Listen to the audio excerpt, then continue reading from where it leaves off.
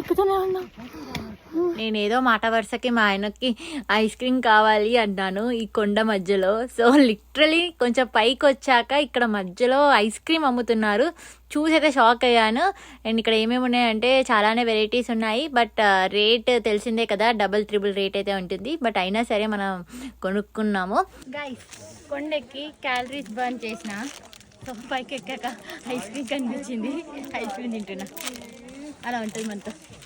నా first meal ఈ ice cream అంటే మీరు నమ్ముతారా? ఎస్, ఇప్పుడు టైం అరౌండ్ 12 అవుతుంది. నేను మార్నింగ్ నుంచి ఏమీ తినలేదు. సో మా ఆయన అయితే యాపిల్స్, ఎగ్స్, మిగతా ఫ్రూట్స్, చెత్త అన్నీ క్యారీ చేస్తున్నారు. కానీ నేను ఏమీ తినకుండా ఐస్ క్రీమ్ మాత్రమే కావాలి అన్నాను.